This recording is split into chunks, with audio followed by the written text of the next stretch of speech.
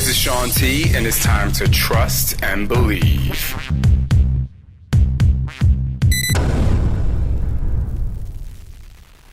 Hey, what's up, everybody? Welcome to Trust and Believe. I'm your host, Shaun T, and I feel like I'm going to have a very energetic and spicy podcast for you with Kara Loewentheil. She is the host of the podcast that has been downloaded over 10 million times, I'll say.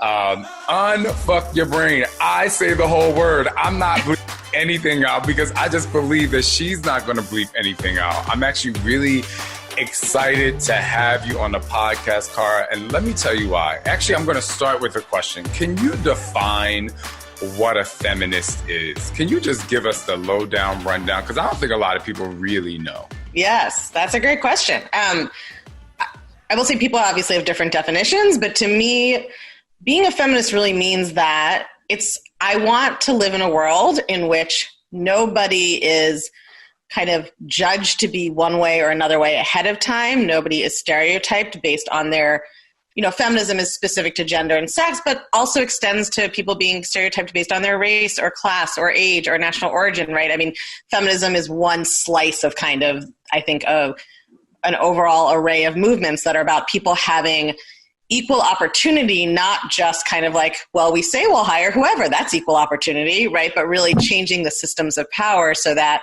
people truly do have equal access to opportunity. And for me, it means not having to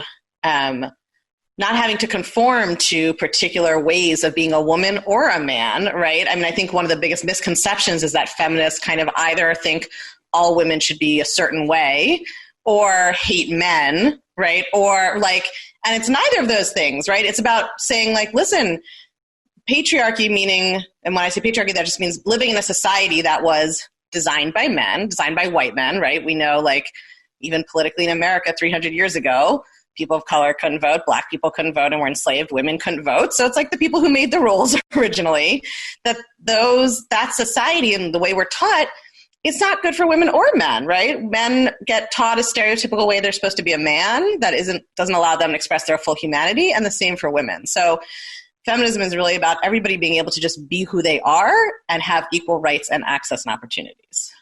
Thank you so much for clarifying that, because I do think, like you said, people hear the word feminist and they think immediately girl power or all of these things, when really it's about being your most authentic self. And we hear that a lot. And obviously in today's time, we want to motivate and inspire people. But I believe you have some really great tools and really great ways of getting that confidence out of people and women.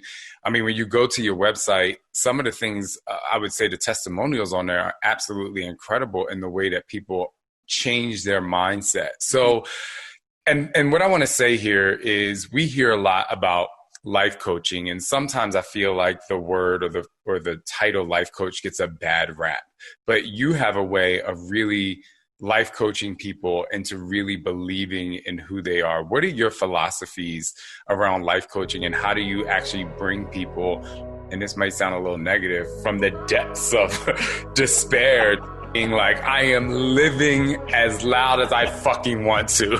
Yeah, I mean, life coaching, listen, I come from a family of a Jewish overachieving family. I went to Yale for undergrad and Harvard Law School. So you can imagine when I told my parents I was going to become a life coach, they weren't awesome, that seems like a really respected, amazing career that we're super excited about, right? I get the rap.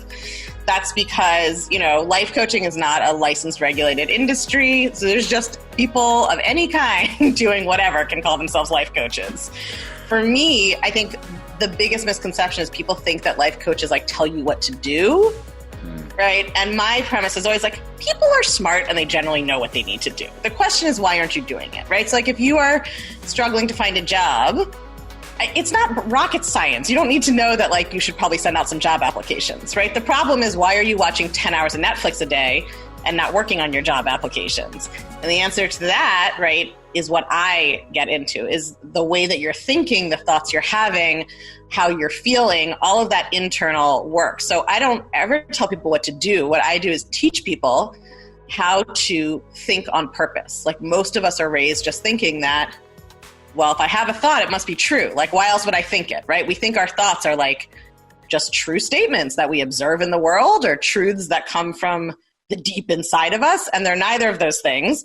They're just electrical signals in your brain that have been created by how you were raised, what you were taught as a child, what society teaches you, right? That's where the feminism part comes in, what your friends say, what you watch on TV, right? All that gets programmed into your unconscious, and then it all comes out in your thoughts. So I really teach people how to become aware of what they're thinking. Most of us are not aware on a daily basis of what's going on in our brains, and how to change those thoughts, because my premise is that your thought is what creates the way you feel, and that determines how you behave. So for instance, if you subconsciously, you're not even aware of it, are thinking, I'm never going to find a job. There's, so many people are out of work right now. Like, there's no way, and I'm behind, and I whatever. You don't even know you're thinking that. All you know is, like, you keep watching Netflix and you feel shitty and you don't work on your job applications.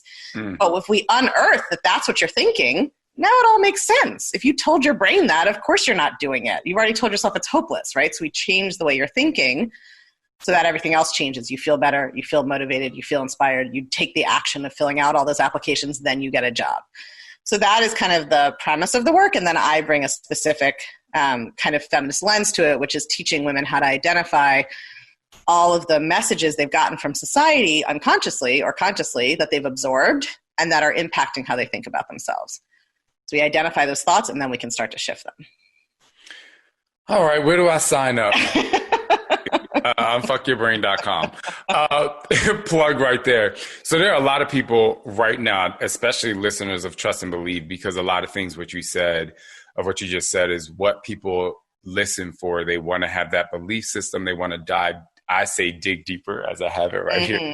They want to dig deeper into their life so they can actually find, kind of like I always talk about, everyone's foundation always needs a little bit more cement. If you think about when the pyramids were built, they had to really have this solid foundation in order to build up.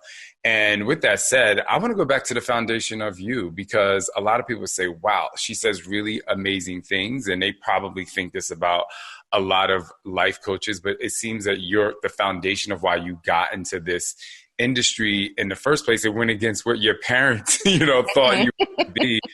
What was the driving force? Like, what is the story? Because you have not only great things to say, but you have a powerful voice and confidence behind that. And I think I'm really interested for people to hear the story of where that came from. Yeah. So I think that, like, the two tracks in life I've always been super interested in. I've always been very interested in psychology and, like, it's not just psychology, it's kind of philosophy too, which, like, most people think is not relevant to day-to-day life, but it totally is. Like, what's the good life? What are we doing here? Why are we here? What kind of life do you want to have? Why is that the kind of life you want to have, right? Those are philosophical questions. What does it mean to be a human? How do we experience it? Most people are more engaged in philosophy than they think, right? It sounds like something old white dudes study in a tower, which it is, but it's also, right, daily life. So I've always been interested in that, like, what is making up this human experience I'm having? What is this? And and like, you're having another one, and how well can we explain our experiences to each other, right? And then I've always been a feminist and very interested in kind of political and activism. And so I originally started with the kind of feminism. I mean, I'm still a professional feminist, but, like, the kind of policy and law being the professional path. And so I worked in the reproductive rights and justice movement. So I used to be I went to law school, and then I was a reproductive rights litigator. And then I was an academic. I used to do policy work, like law and policy theory, creating theory, and then also trying to influence, government. But the whole time I was still interested in psychology, and I went to therapy. I sent myself to therapy in high school. I told my parents I wanted to go, I was going to therapy. I worked with coaches. I got into yoga. I got into meditation. It's like all the things you do when you're, like, being a human, there just has got to be a better way to do it than this. This just can't be like, I just feel so crazy. There's got to be a better method here. So I, like, tried and did all those things. Some of which were helpful, some of which were not. And then I was actually running a think tank at Columbia Law School, and I was just still doing all this stuff. And I came across my teacher's work. Her name's Brooke Castillo of the Life Coach School. Came across her work. And, there's, like, a saying in yoga that when the student is ready, the teacher appears. I'm sure that I had heard some of the stuff she was teaching at some point along the way, but I just like hadn't been ready to understand it, or I just, who knows? The way that, and she's a very also clear analytic teacher, which is how I think and how I teach. So it just, for whatever reason, finally kind of clicked for me that I could decide what to think on purpose. I didn't have to believe everything I was thinking. I was aware of the concept of neuroplasticity, which is your brain's ability to change, but I didn't really understand how to use it to my own benefit on purpose. It was just sort of like, well, I guess it might change if it feels like it, or like something else happens to it. I don't know. And so I found her work. I started practicing. I was just applying it in my own life. I was planning to be a law professor. That's what I was on the career path to do. But it was so powerful and it really changed. I started using it first I did a lot of work on my family relationships. And I did a lot of work on my body image. And it was so powerful that I just ended up feeling like it felt like the law and policy work I was doing was important, and nobody else would do it exactly the way I would do it, but plenty of people would do it really well, close enough to how I would do it. Like, it didn't feel like this sort of very unique contribution I could make to the world. It felt like someone else will take this job if I don't have it. They'll do basically the same thing in their own little different flavor. But with coaching, it felt like, oh, this is this huge need. I actually started coaching lawyers because that's what I had been, like very anxious, driven women lawyers. But even then, even before I got to Unfuck Your Brain, I just felt like, oh, nobody's doing this. And I don't think anybody else will. Like, it's actually, this is coming from my brain, my specific take on things, my specific experiences. And so, yeah, that's how it started. And I just kind of was like, let's just quit and become a life coach like you do. And then, everybody thought I'd lost my mind, which is totally justifiable. But, now we're 4 or 5 years in. I run a 7-figure company. Everybody's kind of calmed down and assumes that it worked out okay. Worked out okay. Oh. Worked out all right. I really love how you say you change the word psychology into philosophy, because people get really afraid when they hear psychology. People get really afraid when they hear therapy, and for somebody like you who sent yourself to therapy in high school, right, like you're crazy, something's wrong with you. Hey, yeah, and really tough thing to want to send yourself to. What is your philosophy? I mean, I know you talked a little bit about it before, but I think that's something really deep to dive into. Is people always think that they have, when they're going through something, it's like, I have this psychological issue. And it's like, no, like, how do you actually change your philosophy to better suit your day-to-day, inspiration, and confidence? I mean, I think for me, my philosophy is that a good life is a life that is lived on purpose. So it's not really, it's like, I have my version. Second, hold on. Let me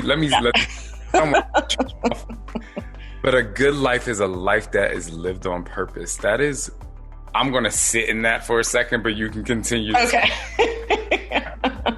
Yeah. And so, and it sort of goes back to me being like, my job as a coach isn't to tell you what to do, right? I'm not like, a good life is you should get married and have 2.5 kids and have this kind of job and have a 401k, nor is it you should live on the beach in a caravan. It's like, I'm agnostic about what it should be. And the world is full of people who have such different ideas about what their good life should be. And that's what gives us amazing diversity of experiences. So to me, it's really like, whatever you're going to do, and I'm saying this to my clients constantly, like, I don't even care what you think. If you want to pick a thought that makes you feel terrible and shames knock yourself out. But I want you to know you're picking it on purpose. It's not just happening to you. It's not out of your control. You're picking it on purpose. So if you do want 2.5 kids and a 401k and a white picket house, I love it. Great. Some people should do that. But choose it on purpose, right? I think the most powerful part of this work for me has been discovering that all the things I think are just happening to me or that I can't control, well, let me not say all of them. I'm not one of those people that's like, oh, you manifested your cancer, that's your fault, right? Like, I come from a Jewish tradition. We're only, grew up like hearing about the Holocaust. A lot of terrible things happen in the world that we didn't choose. So it's not about like you make everything that happens to you happen. But it's like some amount of things are just going to happen to you in your life you don't get to control. Who wins this election? If you get sick, if whatever, right? If there's a war, if there's a famine, like these are things we don't get to control. But we still can choose how we're going to show up for them. So Viktor Frankl, who was a famous writer who survived a concentration camp in the Holocaust, wrote that the last freedom left to man is to choose his own attitude in the face of any set of circumstances. What book was that? Viktor Frankl is the author. It's called His Search for Meaning. Yeah, A Man's Search for Meaning. Man's Search for Meaning, yes. Book. It is incredible. Yeah. I'm so glad you brought that up. But yeah, I mean, it's such a powerful book, right? Because he's living in just this most inhumane possible situation. And he says, like, even here I get to choose. Do I choose despair or do I choose hope? Do I choose resilience or do I choose to give up, right?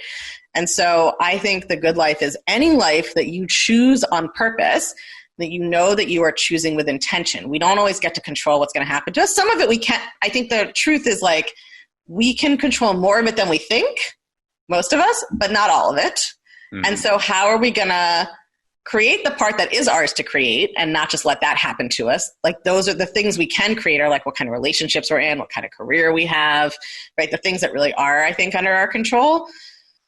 And then there's the stuff that every life involves pain and suffering and loss that we can't control. And how are we going to show up for that? So it's always just like, how can you show up on purpose and awake and with intention to handle whatever's coming and to make the change you can change? That to me is the good life, that you've done it on purpose. I love that. And just kind of to go back to that book, to give people kind of like a picture from what I remember when he arrived at the concentration camp, like they immediately saw where people were, like they split them in two lines. It's either like, you're going in this line and you're going to live, or you're going in that line and we're basically going to kill you right away. Yeah. And the power of his mind to stay the course and, again, do it on purpose, even when they were walking and he was in pain, or when his entire bunker, everyone was getting sick, you know. Yeah. So I just recommend that book, and I'm so glad you brought that up, because it really, you know, I have on my arm, Conquer Your Mind, and I think that book is just so right. It's just right in the pocket statement, and also what you talk about, which is choosing your life on purpose. So I'm gonna take a quick commercial break, and when we come back, I do want to get into body image, because there are so many people out there of all different fitness levels, shapes, sizes, and heights that deal with the mean person in the mirror. And when we come back, I want to dive into that. All right, we are back, and we are unpacking the negativity, and we are unfucking our brain. Okay, with my girl Kara. She's my girl now. You Absolutely. Think New York City, I can't wait to come to Manhattan again. I just feel like I need to sit on that pink chair behind you and have a couple martinis. Oh, yeah, are you wearing your sweatshirt? Is that Queens? I didn't even see that. You're wearing your repping Queens. I like it. Always. I love New York City so much. It is a place for me. It's just a place for me to just like live. I take the subway, I walk, I try, you know, I just kind of really enjoy the city. I love the sounds. Anyway, so when I come there, hopefully, and I'm being so serious, I hope I get to sit on that. Yeah, let's hang out. As soon as COVID is over, I'm down. I got a balcony in my new apartment. You can come before COVID. You just got to get there. All right. Speaking of martinis and things like that in the lovely city of Manhattan, there are a lot of people out there who may be thinking like, oh, I want to have a drink, or I have this, but they have these body image issues. And you brought it up earlier, and it's a really important topic that I think is, while you hear a lot of people talking about body image and they're working out or whatever, everyone suffers.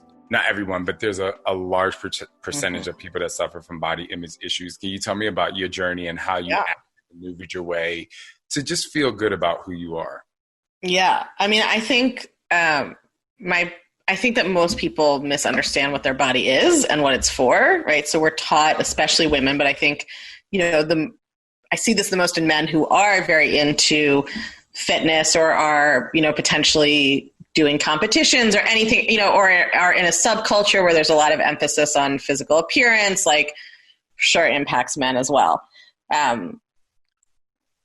We're taught to think that our bodies are objects to be manipulated, right, to look a certain way, and that if we can just get them to look good enough, then we will feel good about them, right? So it's like exactly backwards. It's like your body's an object.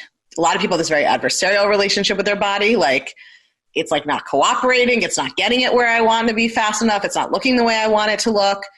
it's not feeling the way I want it to look. You get an injury or you have chronic pain or something, right? Or just you age like a normal person and your body changes from being 20 to 50. Like, it's coming for us all. Time is coming for us all. So you want to work this shit out now because you're not going to be 25 forever. And so people have this very adversarial relationship with their body where they think that their body sort of should look or behave a certain way. And if it's not like this, something's going wrong. And I really try to teach people to shift more to a framework in which your body is a home, right? It's like the animal that you live in. And it's what enables you to experience everything you get to experience in life, right? And there's such a profound, I think, alienation that you experience when you have that adversarial relationship with your body because you are never at home, because you are, right, resisting and rejecting the very form that you live in. And so I think that is like a shift that so many people need to make, like anywhere along the kind of, even people who aren't particularly disordered in their thinking or eating just aren't taught to relate to their body that way in our culture, right? This is a very Western thing of like the body and the mind are separate. It started in Western philosophy thousands of years ago. The mind is better. The body is, less kind of valuable. Like this isn't true everywhere, but it's true in most Western-speaking countries, I think. Right. So for me, I ironically discovered thought work and my teacher in the last weight loss course attempt I ever took. So I've always been like a curvier woman, but I was always constantly trying to lose weight so I could finally be happy, right? And my teacher is actually hilariously a very high-profile weight loss coach. And I don't teach weight loss, and I teach body positivity. So it's a testament to thought work and how we can still be very close, even though we totally disagree about this thing. Yeah, so I discovered her, and she taught one of the reasons she's been so successful. I mean, we have our differences about, long-term weight loss and how sustainable it is and whatever else, but because she does teach people about their thinking, their feeling, what's motivating their behavior, right? All of that. So it was I learned that, and I was sort of well, wait a minute. If you're telling me, I mean, she'll teach you, right, that losing weight's not what's going to make you happy, right? And so I was kind of well, okay, then let's skip that. If I can change how I think and feel and become happy that way, and the whole reason I was trying to lose weight is I thought that would make me happy, then I'll just take this part. I don't really need that part. And then it was around the same time I took a coaching program with another coach who's named Isabel Foxen Duke that had actually, to my mind, was less coachy, but had more of the political analysis of kind of, how I was very aware of feminism and I was already very aware of society teaches women to think a certain way about themselves, all of that. But when it came to weight, I was totally just still in the cult. Obviously being fat is bad. Obviously it's ugly. Obviously you want to be as thin as possible. Obviously that's what makes you healthy or a good person or disciplined. I was just totally captured. I believed all the bullshit. And so it was sort of the combination, going through those two teaching and learning experiences. When I put those together, that's when I really created, I think, a powerful third thing, which is using the kind of thought work, meaning looking at what you're thinking, seeing how it makes you feel and act. The cognitive psychology teaches that thought, emotion, behavior cycle. That plus this political analysis of wait a minute, a lot of what we're taught about weight and health is actually inaccurate. There's a whole ideology here of we're taught this is obviously attractive. That's not true. What's considered attractive has changed in societies over time. Just destabilizing all of those assumptions that we have. And I sort of went through all of that in a 6-month period. And then I started working on my own body image very intensely. And I think for your listeners, the most useful thing they could do, the thing that was the most useful tool I used was a lot of what happens with body image is we don't even have any idea how terrible we feel about our bodies. We're only aware of the top 10% of it. There's a whole iceberg down there. And then all we see on Instagram is we're supposed to love our bodies. And it's just that gap is impossible. There's no way. Right? Looking in the mirror and chanting, I'm a beautiful goddess is not going to work when you actually think you're disgusting. So I developed this very tiny baby step process of changing your thoughts, which I highly recommend, especially for body image work, which is using very neutral statements to start shifting. So if your thought is my stomach is disgusting, instead of going to I'm a beautiful goddess, you practice thinking that's a human stomach. Many people have stomachs that look like this. People can have a stomach that looks like mine and still be an okay person, right? Or what it's like, I always say it should be so basic that it would be like, it would never make it onto like a Pinterest inspirational board. Yeah. Or like, it should never be on Instagram on a beach background. Like, it should not seem inspirational, because that's what you can actually believe. And that's what will slowly start to shift you to neutral. So for instance, if you're like somebody who is trying to reach a fitness goal or whatever, right? I mean, and you're having a lot of anxiety and self-shame and blame about your progress, you can practice thinking something like, you know, hitting this goal isn't the only thing that makes me worthwhile, right? Or a person, I can still be, you know, good at this sport even if I haven't hit that goal yet. Or it's like little baby steps, right? To kind of shift you to more of a neutral place. That is, I've actually never thought of it that way. It's so interesting because I actually have people do mirror moments, and I don't necessarily say, you're like, you're a beautiful goddess. I don't necessarily, oh my God, you're a bikini model when you want to lose 45 pounds or whatever. But I tell them to go to something on their body that they do like. So if you're day, it's just like, but I love the combination of being able to take kind of what I do, which is like, okay, I love my eyelashes, or I love my makeup, or I love to also neutralizing it, because I think that's very powerful to people to be like, oh, like you know, you have a human stomach, like I love that. Or but the other thing that was like extremely powerful, and this is what I took from it, is, you know, I'm gonna tell you a little story. Maybe you know, I'm about to go on a vacation, right? We've been in quarantine. I haven't been out to the beach. I haven't worn a Speedo in a long time. So on Sunday night, I'm trying on different, you know, outfits or whatever. And I'm with my husband and we're having this conversation. And he's like, oh, that doesn't look good. That doesn't look good. And instead of me just saying, oh, he doesn't think the bathing suit looks good, I'm like, I don't look good, right? All of a sudden he hates me and thinks I'm terrible. And no. He's trying to get a divorce right now. He's texting the lawyer because of how I look in a bathing suit. I might as well just run out the house. Yeah, just burn the whole thing down. Just start now. But I had to immediately be like, no, it's just like, this is the bathing suit. But the reason why I started thinking of that is kind of when you said, it's like, okay, maybe you have X amount of weight to lose, but the weight doesn't necessarily define the entire part of you, you know, or what you want to change or what you want to enhance about yourself doesn't represent all of you. I think that's kind of what people fall into. If people see me and I'm not at my fittest, they're going to think I'm, you know, lazy or whatever the case may be, which is not the case. So I just kind of love how you said to neutralize it. And to understand why you want it in the first place, right? Because I go farther even than you're going here. And I say, like, who cares if you lose the weight or not, really? Like, let's figure out why. Why do you want to, right? What are you making it mean? And I think it's like anything else in life that we think we want. When you really work through all your thinking about it, sometimes it does turn out you still want it.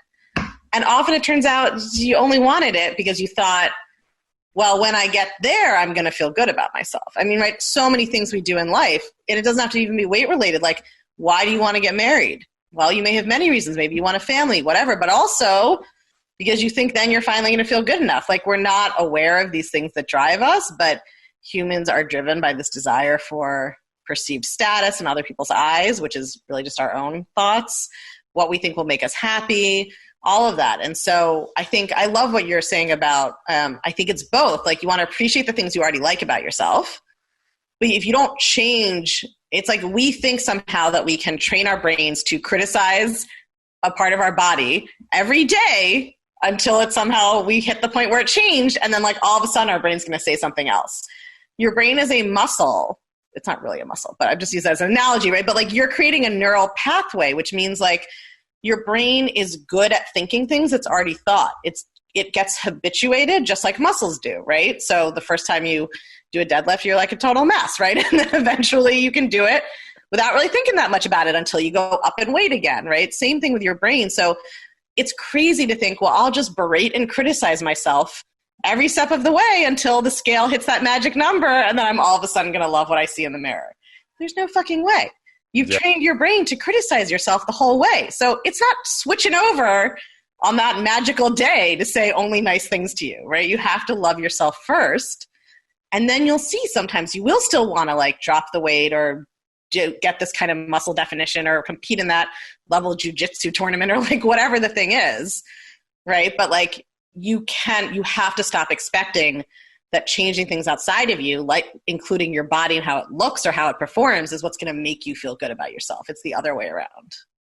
And to combine what you're talking about with what you said earlier about the iceberg. So one of the things that I do during my Transformation Center weekends is I have a session called Dig Even Deeper. It's like the Dig Deeper session. And I actually utilize the iceberg as the symbol of the session. And so those things that we tell ourselves, I'm not good, just the things that we tell ourselves that make us feel bad, or the things that are the result of making us feel bad, the insecurities, the, not wanting to speak up for yourself or whatever the case may be. I say, let's pretend this is 10% of you. And then what I do is I go beneath the surface so that we can start to like figure out, well, what is the other 90%? Like, what have you done to get here? So, because I just believe that a lot of why you feel the way you feel today is because of something under here that you suppress up maybe so much that you can't even attach to it to be able to really make that positive change. So, totally. I just love everything you're saying about that. And we have like 60,000 thoughts a day or something. We're conscious of so few of them. You don't have to pay attention to all of them is the good news. It turns out like, I think everybody's got 5 to 10 negative thoughts about themselves that they think all the time.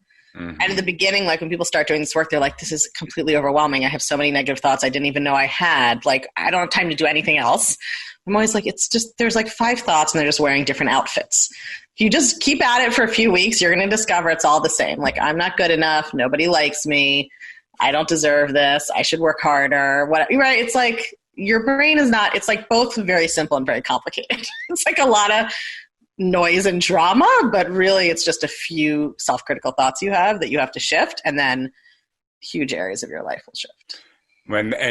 Oh my goodness, you just answered one of my last questions, which was how do you shift it? But it's I love how you say it's just a bunch of different outfits. You have a bunch of different outfits, and I think it's, like we talked about before, I think the podcast is like, well, let's go into the closet and pick our favorite outfits, the ones that's going to make us feel good and walk out with confidence. You shift it by just practicing. If that's like the one thing I would want people to take away, and like, especially your audience, nobody goes to the gym and is like, all right, I'd like to be able to do this much in squats. So I guess tomorrow when I come back, that should happen.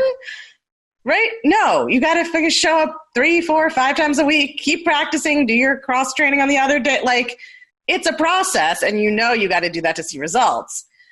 And I feel like, I don't know if it's movies or Freud or like people have this idea that, I think especially modern therapy sometimes teaches people that like once you have the insight and you see what your problem thought is, it should just like magically go away. But no, that's just like if you go to physical therapy and they're like, oh, here's your problem. This is why this thing isn't working cleanly. It's because you have this misalignment. You're not like, okay, poof, fixed. You're like, oh, now I got to do the exercises. So the same thing, like if you want to shift your body image, your self-image, whatever it is, any kind of thought and feeling you have, you got to practice bit by bit. And that's why like little baby steps, like if you want to, deadlift your own body weight, you don't start with your body weight. You start with whatever you start with. 20 pounds, 50 pounds. I'm sure I started with like 1 pound because I have a lot of chronic pain stuff. My trainer's probably listening to this right now being like, Jesus, Kara, I tell you what you do all the time. You're embarrassing me. Like you gotta practice bit by bit, and that's true for changing your thought process and your emotional state as much as it is for changing your body. Well, I don't think you're letting your personal trainer down because you gave the deadlift analogy, and I was like, okay. Is it a guy or girl? Yeah, her name is Nancy Brown. She's amazing. She is a very body positive, weight neutral trainer, which is exceedingly hard to find and should be more common. We could have a whole other podcast episode about that, but like, well, let's do it. I'll come back anytime. All right. I love to have you on the show. I just have a couple other questions. Yes. Which I already kind of plugged in the beginning. I already know. unfuckyourbrain.com. But where else can they find you beside the podcast and the website that they can get a little bit more, I say a little more piece of that inspiration? That's kind of it. Unfuck Your Brain is the podcast. I teach, it's very concrete. I teach a lot of the tools I've talked about here in detail on the podcast. There's several about body image specifically, if those are things people are struggling with. Excuse me. Unfuckyourbrain.com. That's really it. I'm easy to find. See, I know you. I got it. I got it all. Buddies. And then the last question, which I always ask my guests, is, what is your definition of trusting and believing in who you are? That's such a good question. Yeah, I think my version of that is I'm having your own back. So for me, what that means is I don't always trust myself to even always accurately know what I'm thinking and feeling, even though I'm a coach. I've been doing this a long time. I now, having done that with the work, to trust myself to never kind of abandon myself, like to never throw myself under the bus for someone else, to never leave myself by the side of the road. Like, especially women are really socialized to care more about everyone else's opinion than their own, and to substitute everybody else's judgment of their life, of their body, of their whatever for their own. And so for me, always trusting and believing in myself just means I know that I'm not going to attack myself. Like, I'm going to have my own back. I'm going to support myself. That doesn't mean I never have a self-critical thought. I still have a human brain, right? But I'm just never going to, I used to live and die by what other people thought and sacrifice what I wanted or what I thought or my own self-esteem or whatever to try to make other people think about me a certain way. And so for me, trusting and believing in myself means like, I'm my own best friend. I've got me no matter what happens in my other relationships, in my career. If I lost the whole business and everybody I loved broke up with me and I had no more friends, I would have myself and I could start from there again. Kara, thank you so much. My pleasure. So fun. I definitely could go for 2 more hours about it. Yeah, we got to do this again. We'll have a whole talk about the training industry. I got lots of thoughts. Everyone, I hope you had as much fun as I did. I learned a lot. I learned a lot about myself. I definitely went into some internal struggles that I have as you were talking, Kara, and I just appreciate you coming on Trust and Believe. Thanks for having me. This was a blast.